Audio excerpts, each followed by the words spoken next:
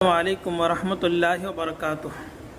محترم سامعین، علامہ ابن کثیر رحمۃ اللہ علیہ کی مایہ ناز کتاب ابن کثیر، اس میں حضرت نے ایک واقعہ نقل فرمایا ہے۔ کہتے ہیں کہ پہلے زمانے میں دو شخص تھے جو آپس میں دوست بھی تھے اور تجارت کرنے والے بھی تھے، اور ان دونوں نے مل کر ایک تجارت شروع کی، اور اس میں جو کچھ فائدہ ہوتا تو اسے ایک ہی جگہ جمع کر لیتے۔ تو اس طرح جمع کرتے کرتے 8,000 دینار ان کے پاس جمع ہو گئے۔ ان دونوں میں سے ایک تجربہ کار تھا اور دوسرا نیا تجارت میں لگا تھا۔ ایک دن تجربہ کار نے اپنے آپ کو بڑا عقل مند سمجھتے ہوئے اپنے ساتھی سے کہا کہ اب میرا تمہارے ساتھ مل کر تجارت کرنا مشکل ہے، کیونکہ تم کو تجربہ نہیں ہے، اس لیے تم اپنا حق لے کر الگ ہو جاؤ۔ چنانچہ دونوں اپنا اپنا حصہ لے کر الگ ہو گئے۔ کچھ دن گزرنے کے بعد اس زمانے میں اس علاقے میں ایک بادشاہ کا انتقال ہو گیا۔ اس کے محل کے بکنے کا اعلان ہوا کہ یہ خبر جیسے ہی اس تجربہ کار شخص کے پاس پہنچی تو اس نے فوراً بادشاہ کے محل کو 1,000 دینار میں خرید لیا، اور اپنے تجربہ کار ساتھی کو بلا کر دکھایا اور کہا کہ یہ قلعہ میں نے خریدا ہے، کیسا ہے؟ اس تجربہ کار ساتھی نے قلعے کی تعریف کی اور وہاں سے نکل کر چلا آیا، اور مسکین و غریب بندوں پر 1,000 دینار خرچ کر کے اللہ تعالیٰ سے دعا کی کہ اے اللہ، میرے اس ساتھی نے 1,000 دینار خرچ کر کے دنیا میں ایک خوبصورت محل خریدا ہے، تو اپنے فضل و کرم سے مجھے جنت میں محل عطا فرما۔ کچھ عرصے بعد اس تجربہ کار نے 1,000 دینار خرچ کر کے ایک خوبصورت عورت سے شادی کی، اور شادی میں بہت سے لوگوں کو دعوت کے لیے بلایا، اور اس ساتھی کو بھی اس میں دعوت دی۔ جب وہ آیا تو اس نے اپنے ساتھی سے کہا کہ ہم نے 1,000 دینار خرچ کر کے اس عورت سے شادی کی ہے، بتاؤ یہ کیسی ہے؟ اس نے اس عورت کی بہت تعریف کی اور گھر آ کر 1,000 دینار صدقہ کیا، پھر تنہائی میں جا کر اللہ تعالیٰ سے دعا کی، اے اللہ، میرے اس ساتھی نے 1,000 دینار خرچ کر کے دنیا کی ایک عورت حاصل کی ہے، میں تیرے راستے میں 1,000 دینار خرچ کر کے تجھ سے جنت کی حوریں چاہتا ہوں، اے اللہ مجھے جنت میں حوریں عطا فرما دے۔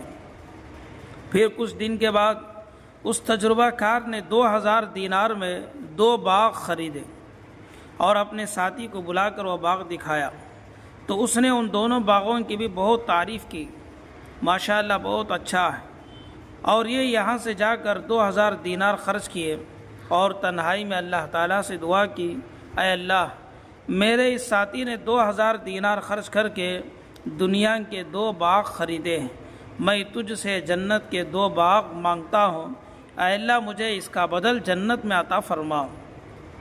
چنانچہ جب دونوں کا انتقال ہوا تو اس صدقہ کرنے والے کو جنت کے ایسے محل میں پہنچا دیا گیا کہ جہاں پر باغ بھی تھا، خوبصورت حوریں بھی تھی، اور اس کے علاوہ ایسی نعمتیں ملی جن کو اللہ کے سوا کوئی نہیں جانتا ہے۔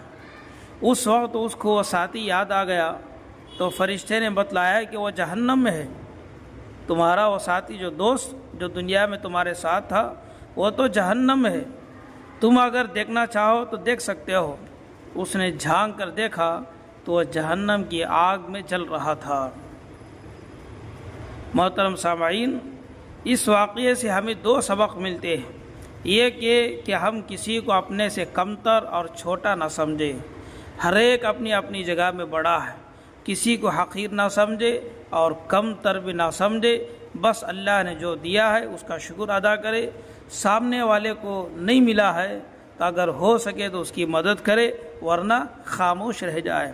اسے چھوٹا سمجھنا، کمتر سمجھنا، حقیر سمجھنا اور اسے ذلیل کرنا یہ اچھی بات نہیں ہے۔ دوسرا یہ کہ جب اللہ تعالیٰ نے مال و دولت سے نوازا ہے تو اس کو اس طرح خرچ کرے کہ دنیا اور آخرت میں کامیابی اور نجات کا ذریعہ بن سکے۔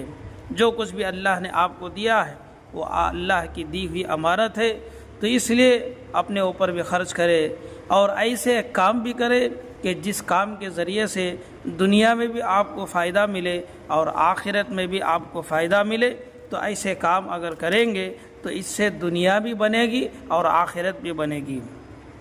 تو جیسا آپ نے دیکھ لیا کہ اس ساتھی نے دنیا میں صدقہ و خیرات کر کے اللہ سے مانگا، تو اللہ تبارک و تعالیٰ نے بہترین شکل میں آخرت میں اس کے لیے اس کا بدل تیار کر کے رکھا تھا۔ اور اس نے صرف دنیا کے پیچھے گیا، تو جس کی وجہ سے دنیا تو اس کی بن گئی، لیکن آخرت میں وہ ہمیشہ کے لیے ناکام اور نقصان اٹھانے والا بن گیا۔ تو اس لیے محترم سامعین، واقعے سے سبق لے اور اپنی زندگی کو اچھی بنائے۔ اللہ پاک ہم سب کو اچھی زندگی عطا فرمائے، آمین۔ وآخر دعوانا الحمد للہ رب العالمین۔